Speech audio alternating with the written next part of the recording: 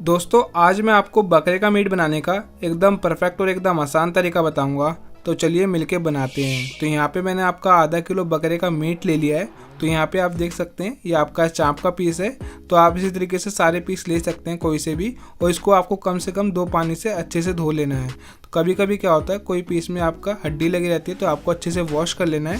तो यहाँ पे आप देख सकते हैं इसका जो मसाला है। तो यहाँ पे मैंने आपका 1 इंची अदरक लिए, 15 से 20 लहसुन की कली लिए, 2 टमाटर लिए बॉम्बे, और आपका 3 बड़ी प्याज लिए है। तो यहाँ पे आपको थोड़े से खड़े मसाले भी लेने हैं, आपका जीरा, काली मिर्च, दालचीनी, और आपका मोटी इलायची 1, और आपका 4-5 लौंग है, इसमें भी 2 तड़के भी डालेंगे, और आपका तेज पत्ता है।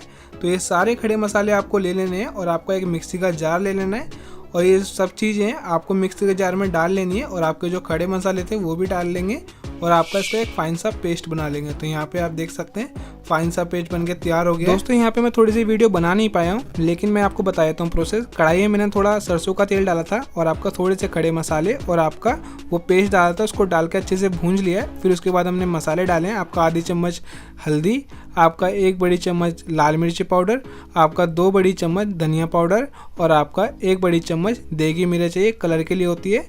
तो आपको ये सब डाल लेना है और मसालों को अच्छे से भूंज लेना है। तो आपको कोई दिक्कत ना है तो मैं आपको डिस्क्रिप्शन में लिख दूंगा। पहले आपको कढ़ाई लेनी है, कढ़ाई में तेल को गर्म कर लेना अच्छे से, क्योंकि सरसों का तेल होता है। फिर सरसों का तेल डालने के बाद आपको खड़े मसाले लेने हैं, और उसको अच्छे से चटकाने के बाद आपको पेस्ट डाल देना है। बस इतना ही करना है। फिर इसके बाद हम मसाले डाल लेंगे जो हमने बताए थे। तो यहाँ पे हम थोड़ा सा पानी डाल लेंगे और इसको अच्छे से चला लेंगे, क्योंकि मसालों को हमें अच्छे से भूंज लेना है। तो मैं इसको एक बार ढक के भी छोड़ दूंगा, जिससे इसका तेल अच्छे से ऊपर आ जाएगा। तो यहाँ पे मैं थोड़ा सा पानी और डाल रहा हूँ, क्योंकि मैं इसको ढकने के लिए छोड़ रहा हूँ।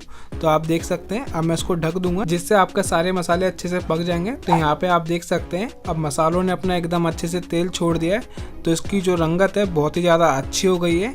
तो आपको इसी तरीके से मसालों को अच्छे से पका लेना है, जब तक मसाले तेल ना छोड़ दे। जब आपके मसाले अच्छे से तेल छोड़ देंगे, उसके बाद ही हम इसमें मीट डालेंगे। अब दोस्तों मीट को अच्छे से पका लेना है मसाले के साथ। तो आपको इसको अच्छे से मिक्स भी करना होगा। तो आप इसको पहले अच्छे से मिक्स कर लेना। जैसे ही आपका अच्छे से मिक्स हो जाएगा, तो आपको इसमें थोड़ा सा नमक लगाना है स्वाद अनुसार। आपको यहाँ पे नमक लगा लेना है। अगर आपको कम लगे तो आप इसको जब कुकर में डालेंगे हम उसको जब लगा लेंगे। अब आपको इसको अच्छे से मिक्स कर लेना है। तो मैं आपको बता दूं, अब जो इसकी जो ग्रेवी है, अब इसको आपको आधी करनी है पकाते पकाते। दोस्तों बस आपको यहीं पे टाइम लगेगा, क्योंकि मसालों को आपको अच्छे से भूंज लेना है मीट के साथ। तो यहाँ पे आप देख सकते हैं मैंने इसको अच्छे से भूंज लिया है। तो इसको जो पानी है एकदम खत्म हो गया है। तो आपको इसी तरीके से मीट को एकदम अच्छे से भूंज लेना है। फिर इसके बाद आप इसमें थोड़ी सी फ्राई प्याज डाल लेंगे, इसको बरिस्ता क्या भी कहते हैं।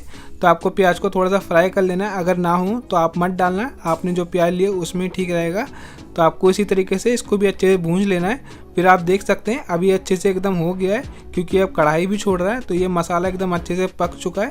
तो आपको इसी स्टेज तक आपको इसको पका लेना है। फिर इसके बाद हम इसको कुकर में डालेंगे और आपका 5 सीटी लगाएंगे। तो यहाँ पे आप देख सकते हैं मैंने इसको कुकर में डाल लिया है। तो आपको इसी तरीके से इसको कुकर में डाल के थोड़ा सा एक बार चला लेना है। दोस्तों इसको मैंने अच्छे से चला लिया है। अब इसमें हम पानी डालेंगे ग्रेवी के लिए। तो यहाँ पे आपको पानी उतना ही डालना है जितनी आपको ग्रेवी बनानी हो।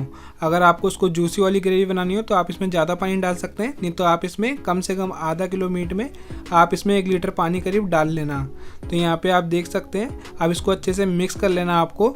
जब ये अच्छे से मिक्स हो जाएगा, फिर दोस्तों आपको यहाँ पे मीट मसाला लेना है। तो यहाँ पे आप कोई सा भी मीट मसाला ले सकते हैं। तो यहाँ पे आपको उसको डाल देना है। तो यहाँ पे मैंने 2 पैकेट लिए, 5-5 रुपये वाले, आधा किलो मीट में।